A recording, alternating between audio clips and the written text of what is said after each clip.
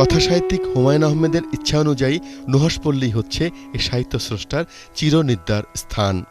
দাফন কোথায় হচ্ছে তা নিয়ে রাতভর কয়েক দফা বৈঠক হবার পর শেষ পর্যন্ত তার স্ত্রী মেহের আফরোজ শাওনের দাবি অনুযায়ী অমর এই কথাশিল্পীর শেষ ইচ্ছা অনুযায়ী এ সিদ্ধান্ত নেওয়া হয়। স্থানীয় সরকার, পল্লী উন্নয়ন ও সমবায় প্রতিমন্ত্রী জাহাঙ্গীর কবির নানকের বাসায় গভীর রাতের বৈঠকে যে সিদ্ধান্ত মেনে নেন হুমায়ূন আহমেদের প্রথম স্ত্রীর সন্তান নুহাশ, নোভা ও শিলা আহমেদ।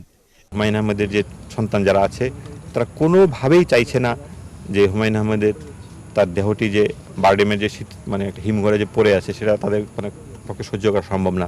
নুহাশপল্লীতেই তাদেরকে কবর দেওয়া হোক এবং তারা সেটা মানে যদিও তারা সেটা চাচ্ছে না যে এখানে হলে হতো, কিন্তু তারা সেটা মেনে নেবে এবং নুহাশপল্লীতেও তাকে করে। তারা কোনোভাবেই চাচ্ছে না যে হুমায়ূন আহমেদের এই মানে যেটা সাধারণ মানুষের মনে হচ্ছে না টানা হেঁচড়া করা হচ্ছে সেটা যেন করা না হয়।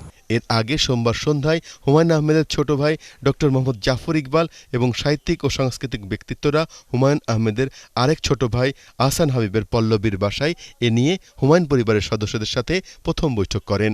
সে সময় হুমায়ূন আহমেদের মেয়ে নোভা আহমেদ তার বাবাকে ঢাকাতেই দাফনের ব্যাপারে মত দিয়েছিলেন।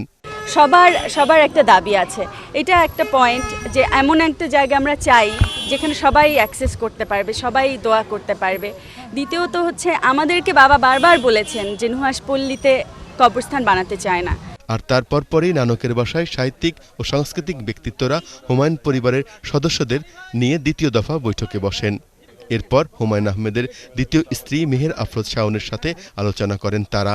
ধানমন্ডির দক্ষিণ হাওয়ার ফ্ল্যাটের এই আলোচনায় চূড়ান্ত সিদ্ধান্ত না হওয়ায় শেষ পর্যন্ত গভীর রাতে স্থানীয় সরকার প্রতিমন্ত্রীর বাসায় আবারও বৈঠক হয়।